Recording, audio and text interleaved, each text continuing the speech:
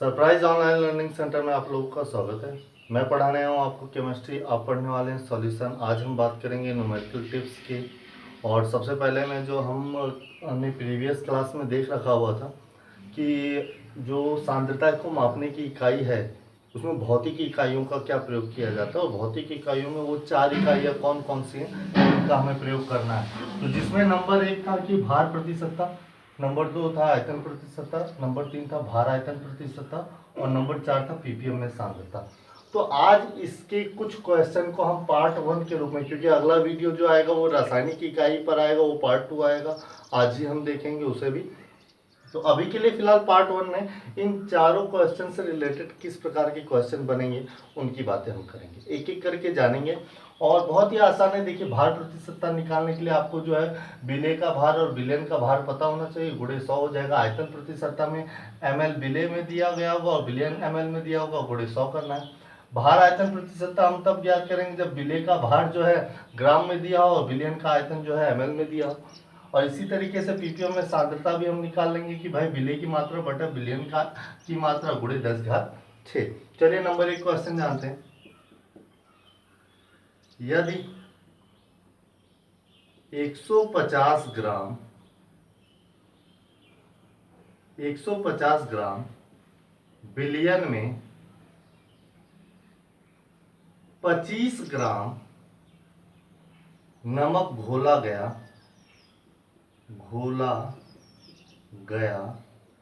है, तो उस विलयन की प्रतिशतता ज्ञात कीजिए। यहाँ पे ये बात ध्यान देने योग्य है कि जरूरी नहीं कि आपको भार प्रतिशतता पूछे, जरूरी नहीं कि आपको आयतन प्रतिशतता पूछे, जरूरी नहीं कि आपको भार आयतन प्रतिशतता पूछे। यानी इन तीनों में आपको सिर्फ चुनाव करना होगा कि हमें कौन सा रखना है।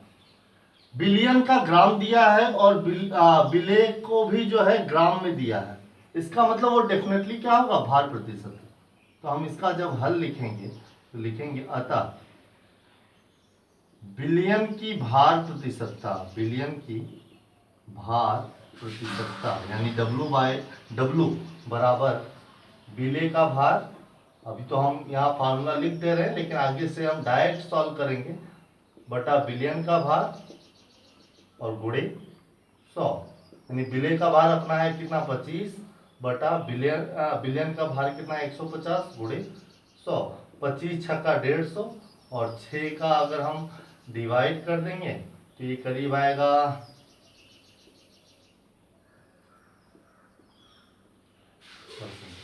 ये होगा इसका। तो एक टाइप तो ये हुआ कि किस तरीके से हम भार प्रतिशतता निकालेंगे। अगला क्वेश्चन देख लेते हैं।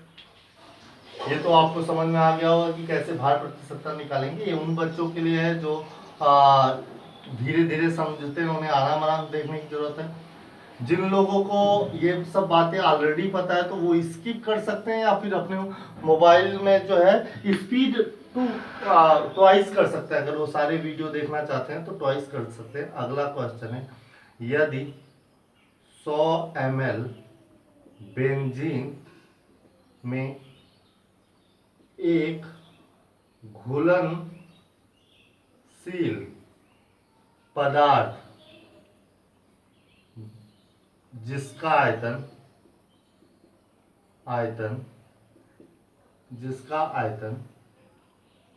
33 ml है उपस्थित है, तो विलयन की प्रतिशतता बताइए। विलयन की प्रतिशतता बताइए। यहाँ पे भी आपको ये नहीं कह रहा है कि कौन सी प्रतिशतता याद कीजिए, तो आपको सेल्फ जो है नॉलेज रखना होगा कि भाई यहाँ पे विलयन भी है 100 ml में है और इसका आयतन भी 33 ml में। यदि 100 ml बेंजीन में एक घुलनशील पदार्थ जिसका आयतन 33 ml है उपस्थित है, मतलब वो कौन है मुझे नहीं मालूम, लेकिन वो इस 100 ml में ऑलरेडी घुला हुआ है, तो विलयन का आयतन कितना है, 100 ml है। यहाँ पे हम निकालेंगे विलयन की आयतन प्रतिशतता बराबर विलेय 33/100 गुणे 100। उम्मीद करता हूँ समझ में आ रहा होगा और ये 33% आपको आ गया। ठीक, चलिए नंबर 3 के तीसरे टाइप में कौन सा क्वेश्चन हमारा पूछा जा सकता है? तो तीसरे टाइप में हमें पूछा जाएगा, यदि 1 बिलियन जिसका आयतन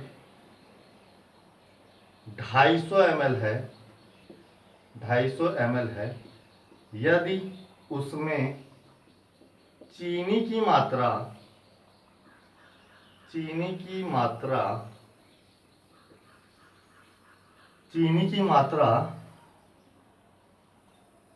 करीब हम ले लेते हैं कितना, 96 ग्राम हो, तो बिलियन की प्रतिशतता ज्ञात करें। अब याद रहे, देखिए यहाँ पे चीनी के सापेक्ष हमें प्रतिशतता ज्ञात करनी होगी।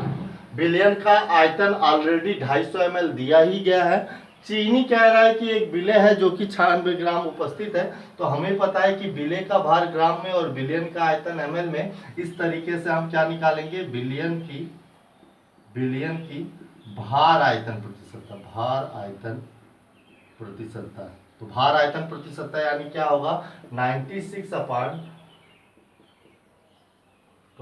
तो ये मैं उम्मीद करता हूँ आपको अच्छे समय 50 25 हो जाएगा, 5 दूनी 10 हो जाएगा, 6 दूनी 12, हाथ से लगे 9 18 19/5 536.4%, यानी 36.4% आपका भार आयतन प्रतिशतता आएगा इस क्वेश्चन के लिए। तो ये 3 टाइप के क्वेश्चन हो गए। पीपीएम में सांद्रता किस प्रकार से पूछी जाएगी?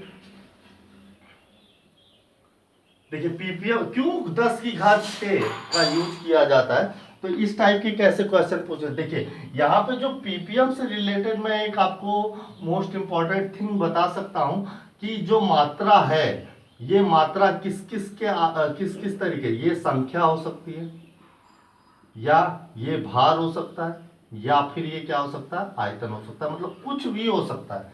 संख्या, भार, आयतन। मैं जैसे एक क्वेश्चन ले रहा हूँ, बहुत इंपॉर्टेंट क्वेश्चन इस तरीके के पूछे जाते हैं कि यदि 2 गैसों से बने मिश्रण में सर्वाधिक मात्रा लगभग 3.287 × 10⁻28 नाइट्रोजन के अणु उपस्थित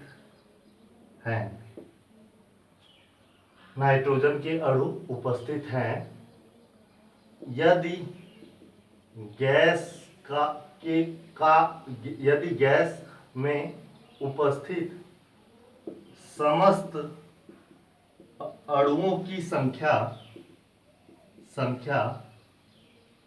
8.32 × 10⁻41 हो, तो इसका पीपीएम में सांद्रता ज्ञात करें। पीपीएम में सांद्रता ज्ञात करें। तो इस तरीके से हमें देखिए यहाँ पे ज्ञात करना है कि भाई पीपीएम में सांद्रता ज्ञात करनी है, ज्ञात करें। तो पीपीएम में सांद्रता कैसे निकाला जाएगा, तो कौन नाइट्रोजन है 3.287 गुणे, अगर नाइट्रोजन के सापेक्ष पीपीएम में सांद्रता निकालें 3.287 × 10⁻28 बटे 8.32 × 10⁻41 और गुणे 10 घात कितना करना होगा 6।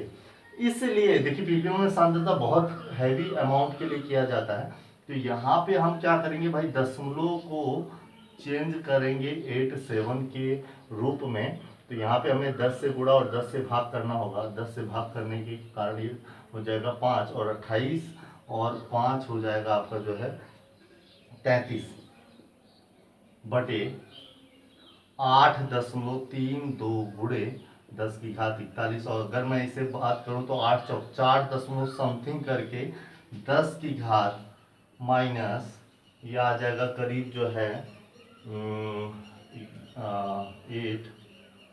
8 10⁻⁸ ये होगा इसका आंसर। तो 4 दशमलव कुछ भी आएगा वो आप कैलकुलेट कर लीजिएगा, इस टाइप का क्वेश्चन आएगा। अब जो ये वाला क्वेश्चन में दे रहा हूं अगला, ये तो भाई बात था पीपीएम में सांद्रता, पीपीएम में सांद्रता भी पूछेगा तो आपको फॉर्मूला पता है, किसी भी तरीके का भार भी ले सकते हैं, अणुओं की संख्या भी ले सकते हैं, या फिर मात्रा भी ले सकते हैं, या द्रव्यमान जैसे आयतन भी लिया जा सकता है। ये बहुत इंपॉर्टेंट क्वेश्चन है जो मैं ये क्वेश्चन दे रहा हूं, इसको बड़े ही ध्यान से समझने की आवश्यकता है आपको, कि अगर इसको अगर आप समझ गए तो मतलब मेरे कहने का मतलब है कि आपको सब कुछ आ गया। यानी ये क्वेश्चन तो आपको जरूर और जरूर ही देखना है। तो इसमें बहुत इंपॉर्टेंट क्वेश्चन है ये, और इस क्वेश्चन को अगर हम बताएं तो सवाल कुछ इस प्रकार है, यदि 150 ग्राम जल में 50 ग्राम घुलनशील विलेय घोले तो प्राप्त विलयन की प्रतिशतता ज्ञात करें। तो फटाफट आपके दिमाग में आगा हुआ, अरे सर ये तो बहुत इजी क्वेश्चन है, हल किया हमने किस प्रकार से हल किया कि W/W तो हमें ज्ञात ही करना है, ग्राम ग्राम दिया है, इक्वल टू 50/150 कर दिया हमने, और 100 कर दिया। जैसे ही 100 किया 0 0 कट गया, 5 3 कट गया, और 3 3 जा 3 3 जा 3 3 जा 3, और ये परसेंटेज आ गया। और ऐसे आप जो है आंसर इसका निकाल लेंगे। लेकिन मैं कहूंगा कि ये बिल्कुल भी गलत है, यहीं पे आप मात खा जाएंगे। अगर आपने ऐसे क्वेश्चन कर दिया तो आपका क्वेश्चन और ये आंसर जो है वो बिल्कुल ही गलत है। आपको यहाँ ध्यान देने की आवश्यकता है कि जो अपना प्रतिशतता होता है भाई साहब, ये जो है हमेशा कैसा रहता है, विलेय का भार विलयन के भार के सापेक्ष, विलयन का, कहीं विलायक नहीं। और ये जो 150 ग्राम है, सवाल स्पष्ट कर रहा है कि 150 ग्राम जल जो कि एक विलायक होता है, 50 ग्राम घुलनशील विलेय में घोल दिया गया तो प्राप्त विलयन, तो प्राप्त जो विलयन का भार होगा, यानी प्राप्त विलयन का भार कितना हो जाएगा, 150 प्लस 50 यानी 200। यहां पे अगर आपने ऐसा किया तभी आप सफल होंगे, याद रहे। नहीं तो आपने क्वेश्चन देखा, फटाफट आंसर मिला दिया, 4 ऑप्शन में से एक ऑप्शन आपके अकॉर्डिंग मिल रहा है और उसमें फंसा के ही रखा हुआ है क्वेश्चन, तो आपने तुरंत गलत कर दिया। तो यहीं पे मैं कहूंगा आपको कि इससे मिस्टेक बिल्कुल ना करें। प्राप्त विलयन का भार इतना हो जाएगा, तो भार प्रतिशतता आएगी अपनी जो है 50 ग्राम, विलेय का भार 50 ग्राम बटा, अब विलयन का भार कुल मिला के 200 हो गया, इंटू 220 कट गया, और 25% इसका आंसर होगा। याद रहे, जब बताए कि इस जल में, जैसे कहा कि फला जल में ऑलरेडी, यानी फला जल में इतना विलेय घुला हुआ है, तब तो वो जल विलयन है। जल में ऑलरेडी घुला हुआ है मतलब वो घुला हुआ है, तो घुला हुआ एक वर्ड देखेंगे, ये देखेंगे घुला हुआ, तो जो घुला हुआ है तब तो हमारा विलयन का भार दिया गया है, विलयन का आयतन दिया गया है, विलयन की मात्रा दी गई। लेकिन अगर कहा गया घोला जाए तो याद रहे, घोला जाए तो वाली स्थिति में उसकी मात्रा क्या हो जाती है, विलयन की मात्रा बढ़ जाती है। ये बात याद रखेंगे। इस तरीके से क्वेश्चन घुमा फिरा के पूछेगा। तो उम्मीद करता हूँ पार्ट 1 आपको बहुत अच्छे समझ में आया। बहुत ही कम क्वेश्चन बनते हैं, लेकिन क्वेश्चन बनते हैं, और क्वेश्चन बनते हैं तो हमारा जानने का फर्ज है कि हम इसे जानें। तो अब हम मिलेंगे पार्ट 2 में, जिसमें हम रासायनिक इकाइयों की बात कर रहे होंगे कि किस तरीके से हम जो है ग्राम प्रति लीटर में सांद्रता ज्ञात करेंगे, मोलरता में ज्ञात करेंगे, नॉर्मलता में ज्ञात करेंगे, मोललता में ज्ञात करेंगे। बहुत ही इंपॉर्टेंट और यह टिप्स बताऊंगा जिससे एक ही फार्मूले में आपके सारे क्वेश्चन सॉल्व हो जाएंगे। तो उम्मीद करता हूँ आपको ये वीडियो पसंद आया होगा। तो पसंद आया है ना, तो फिर कमेंट तो भाई करना है, कैसा लगा आपको वीडियो, आपके उपयोग में था या नहीं। तो आज के लिए बस इतना ही, आगे मिलते हैं नेक्स्ट वीडियो में। Take care.